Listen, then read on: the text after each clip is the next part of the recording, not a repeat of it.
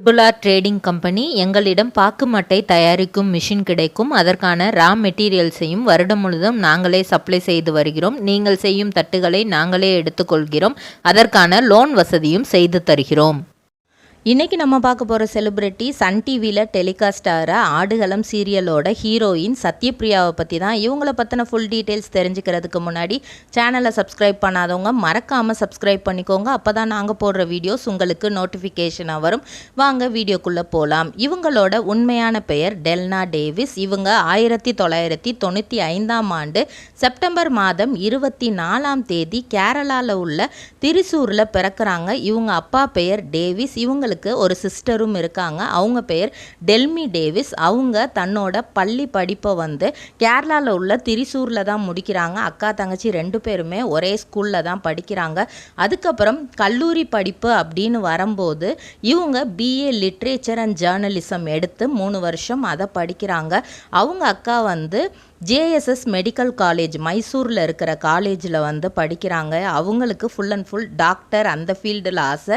இவங்களுக்கு லாயர் அப்படிங்கிற மாதிரி தான், லாயர் ஆகணும் அப்படிங்கிறது தான் ஆசை. அதுக்கு முன்னாடி நான் ஜேர்னலிசம் படித்து கொஞ்சம் விஷயங்கள் தெரிஞ்சுக்கிறேன், அதுக்கப்புறம் நான் கண்டிப்பாக பிஎல் படிப்பேன் அப்படிங்கிற மாதிரி அவங்க அப்பா கிட்ட சொல்லியிருக்காங்க. அவங்க அப்பா எப்படியோ 2 பேரும் நல்லா படித்தா போதும் அப்படிங்கிறது மட்டும் சொல்லியிருக்கிறாங்க. அவங்க அக்காவுக்கு எம்பிபிஎஸ் சீட்டு கிடைக்கல அப்படின்னாலும் டயட்டீஷியன் சீட்டு கிடைக்கிது. ஸோ அதை எடுத்து படிக்கிறாங்க.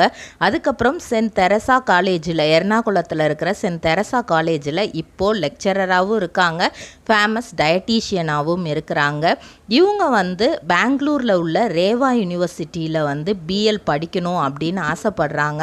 ஆனால் அந்த டைமில் சூழ்நிலை படிக்க முடியல. அதுக்கு காரணம் இவங்களுக்கு கிடைச்ச பட வாய்ப்பு தான். இவங்க காலேஜ் கல்ச்சுரல்ஸில் ஜேர்னலிசம் அப்படின்னு எடுத்தனால அங்கே நிறைய செலிப்ரிட்டிஸ் தான் அடிக்கடி வந்திருக்காங்க. அப்படி வரும்போது இவங்களோட ஃபேஸ் படத்துக்கு நல்லா செட் ஆகும் அப்படிங்கிற மாதிரி யோசித்து ஒரு ரைட்டர் தான் இந்த மாதிரி நீங்கள் எங்கள் இதில் நடிக்கிறீங்களாமா, படத்தில் நடிக்கிறீங்களா, ஒரு சின்ன சீன் இருக்குது அப்படிங்கிற மாதிரி கேட்டிருக்காரு. அப்படி இவங்க நடித்தது தான் 2014 விடியும் வரை பேசு அப்படிங்கிற படம். அதுக்கப்புறம் ஊதா, ஆக்கம் இந்த மாதிரி படம்லாம் நடித்தாங்க.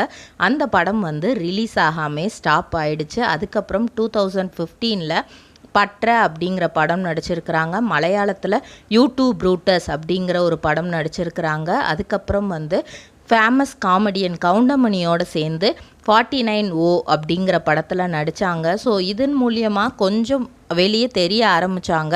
அதுக்கப்புறம் 2016 ஹாப்பி வெட்டிங், நனையாத மலையே அப்படிங்கிற படமெல்லாம் நடித்தாங்க. 2017 பாரதி ராஜாவோடு சேர்ந்து குரங்கு பொம்மை அப்படிங்கிற படம் நடிக்கிறாங்க. அந்த டைமில் தான் இவங்களுக்கு சூர்யா டிவியில் இருந்து அவரில் ஓரல் அப்படிங்கிற ஒரு சீரியலில் நடிக்க வாய்ப்பு கிடைக்கிது. அதில் நந்திதா அப்படிங்கிற ஒரு ரோல் பண்ணுறாங்க. அப்போ தான் மலையாளம் சீரியலில் அவங்க ஃபேமஸ் ஆகுறாங்க. இருந்தாலுமே அவங்க மலையாள படங்களையும் தமிழ் படங்களையும் விடலை. நம்ம கிடைக்கிறதெல்லாம் நடித்தே ஆகணும் அப்படிங்கிற ஒரு இதில் ஏன்னா கொஞ்சம் கொஞ்சமாக அதன் மூலியமாக அவங்க நம்மளே பிஎல் படிக்கணும், யாரையும் நம்ம எதிர்பார்க்கக்கூடாது, யாரோட அமௌண்ட்டும் நம்மளுக்கு தேவை கிடையாது, நம்ம சம்பாரித்து அதன் மூலியமாக படிக்கணுன்றதுக்காக சின்ன சின்ன படங்களில் சின்ன சின்ன ரோல் எடுத்து நடித்து அந்த காசெல்லாம் கொஞ்சம் கொஞ்சமாக சேர்த்து வைக்கிறாங்க. 2019 நீங்கள் கேமரா நீசத்தானோ அப்படிங்கிற ஒரு மலையாள மூவிலையும் நடிக்கிறாங்க. இவங்களுக்கு ரோல் மாடல் டான்சர் சோபனாவும் பிரியங்கா சோப்ராவும் தானே. எப்போவுமே எந்த ஒரு விஷயத்தையுமே அது சின்னது பெருசு அப்படிங்கிறத பார்க்கக்கூடாது. நமக்கு கிடைக்கிற வாய்ப்பு சின்னதாக இருந்தாலும் பெருசாக இருந்தாலும் அதை எடுத்து நம்ம பண்ணணும் அப்படிங்கிறது மட்டும்தானா. எதுக்கு நீங்கள் லாயர் படிக்க ஆசைப்படுறீங்க அப்படின்னு இவங்கள்ட்ட ஒரு இன்டர்வியூவில் கேட்டப்போ இவங்க சொல்லியிருக்காங்க, நான் சின்னதில் இருந்தே ரொம்ப அதிகமாக பேசுவேன். அப்போ எங்கள் வீட்டில் எல்லாருமே ரிலேட்டிவ்ஸ் எல்லாருமே என்ன சொல்லுவாங்கன்னா, நீ இப்போ பின்னாடி ஃப்யூச்சரில் ஒரு நல்ல லாயராக வருவ, நீ அப்படி வாய் பேசுகிற அப்படிங்கிற மாதிரி சொல்லுவாங்க. அதே எனக்கு ஒரு கட்டத்தில் நம்ம லாயரான என்ன, ஏன்னா படத்துலலாம் லாயர் அப்படின்னு காமிச்சா ரொம்ப அப்படி ஒரு சீனோட காட்டுவாங்க, நம்மளும் அந்த மாதிரி நல்லா இதாக வரணும் அப்படின்னு நினச்சி தான் லாயர் படிக்க ஆரம்பித்தேன். ஆனால் ஜேர்னலிசம் படிக்கும்போது தான் லாயர் அப்படிங்கிற ஒரு கோர்ஸ் எவ்வளோ முக்கியத்துவம் வாய்ந்ததுன்னு எனக்கு தெரிஞ்சிச்சு. அது மட்டும் இல்லாமல் அந்த ரேவா யூனிவர்சிட்டி யூனிவர்சிட்டியில் தான் எனக்கு அதை பண்ணணும் அப்படிங்கிறது என்னோட பல நாள் ஆசையாகவும் இருக்குது அப்படிங்கிற மாதிரி சொல்லியிருக்கிறாங்க. 2020 வந்து ரோஜா சீரியலில் ரோஜாவோட ஃப்ரெண்டாக நடிக்கிறதுக்கான வாய்ப்பு கிடைக்கிது. அந்த வாய்ப்பு எதன் மூலியமாக வருது அப்படின்னா, இவங்க அன்பேவா சீரியலில் பூமிகா அப்படிங்கிற ஹீரோயின் ரோல் பண்ணுறாங்க. கிட்டத்தட்ட 3 இயர்ஸ் அந்த சீரியல் வந்து போகுது. அந்த டைமில் தான் இவங்களுக்கு ரேவா யூனிவர்சிட்டியில் வந்து பிஎல் படிக்கிற வாய்ப்பும் கிடைக்கிது. இங்கே எப்போல்லாம் ஷூட்டிங்கும் வந்து அட்டன் பண்ணிவிட்டு at the same time Reva யூனிவர்சிட்டியில் இவங்க அவங்களுக்கு பிடிச்ச பிஎல்லும் பண்ணியிருக்காங்க. அவங்க ஆசைப்பட்ட மாதிரியே அவங்களே ஃபீஸ் கட்டி ஃபுல் அண்ட் ஃபுல் அந்த யூனிவர்சிட்டியில் வந்து சீட்டு கிடைக்கிறதே ரொம்ப பெரிய விஷயம். அதனால தான் வந்து படித்தா அந்த யூனிவர்சிட்டியில் தான் படிக்கணும் அப்படின்னு நினச்சிருக்கிறாங்க. அதனால் அட்டண்டன்ஸ் வந்து கொஞ்சம் கூட ஸ்கிப் பண்ணாமல் வந்து போவாங்களாம். அதே மாதிரி ஷூட்டிங்கும் வந்து அதுக்கு ஈக்குவலாக வந்து ரெஸ்ட்டே இல்லாமல் வந்திருக்கிறாங்க. 3 இயர்ஸ் வந்து கண்டினியூஸாக பண்ணியிருக்காங்க. அதுக்கப்புறம் ப்ரொடக்ஷனில் அவங்களே சொல்லிட்டாங்க, சரிகமா ப்ரொடக்ஷனில் வந்து இந்த மாதிரி எனக்கு கொஞ்சம் ரெஸ்ட்டு தேவைப்படுது, அதனால வந்து எனக்கு ரீப்ளேஸ்மெண்ட்டாக நீங்கள் வந்து வேறு யாரையாவது போட்டுக்கோங்க அப்படிங்கிற மாதிரி சொல்லியிருக்காங்க. அந்த டைம்லாம் அவங்களுக்கு வந்து அங்கே ஃபைனல் செமஸ்டர் அந்த மாதிரியும் இருந்திருக்கு. ஸோ என்ன பண்ணலாம் அப்படிங்கும்போது அந்த சீரியலில் இவங்க வந்து இறந்து போகிற மாதிரியான சீக்வன்ஸை வந்து காமிச்சு அதை முடிச்சிருப்பாங்க. அதுக்கப்புறம் இவங்களுக்கு பதிலாக வேறு ஒருத்தவங்கள வந்து வேறு ஒய்ஃப் அவங்க கட்டுற மாதிரி ஹீரோ வந்து கல்யாணம் பண்ணுற மாதிரி வந்து காட்டியிருப்பாங்க. இவங்களோட ரியல் லைஃப்பில் இருந்து அப்படியே ஆப்போசிட்டாக இருந்தது தான் வந்து அன்பேவா சீரியல். ரியல் லைஃப்பில் இவங்க ரொம்பவே கொஞ்சம் ரூடாக எதுக்கெடுத்தாலும் கோவப்படுற மாதிரி அந்த மாதிரி தான் இருப்பாங்க. ஆனால் அன்பேவா சீரியலில் ரொம்ப சாஃப்ட் கேரக்டர் தான் அந்த டைரக்டர் கொடுத்துருக்காங்க. ஸோ சாஃப்டாக இருந்தால் இவ்வளோ நல்ல விஷயங்கள் இருக்கா அப்படிங்கிறது அதுக்கப்புறம் தான் அவங்க அனலைஸ் பண்ண ஆரம்பிச்சிருக்கிறாங்க. அப்படி அனலைஸ் பண்ணி ஒரு விஷயமும் தன்னோட ரியல் லைஃப்பில் வந்து அவங்க சேஞ்ச் பண்ணியிருக்காங்க. ஸோ அதுக்கப்புறம் தான் வந்து இவங்களுக்கு ஒரு சின்ன பிரேக். அந்த பிரேக்கில் போயிட்டு நல்லா அவங்க என்னெல்லாம் முடிக்கணும், அவங்க லைஃப்பில் என்னெல்லாம் இது இருக்கோ அது எல்லாத்தையுமே முடிச்சுட்டு அதுக்கப்புறம் சன் டிவியில் திரும்ப அதே ப்ரொடக்ஷன் சரிகமா ப்ரொடக்ஷன் வந்து ஆடுகளம் அப்படிங்கிற ஒரு சீரியல் எடுக்க போகிறோம், அதில் நீங்கள் தான் ஹீரோயினாக நடிக்கணும் அப்படிங்கிற மாதிரி அவங்கக்கிட்ட கேட்டிருக்காங்க. ஃபஸ்ட்டு வந்து இல்லை கொஞ்ச நாள் நடிக்க வேண்டாம், படமோ சீரியலோ நடிக்க வேண்டாம் அப்படின்னு தான் யோசிச்சுருக்காங்க.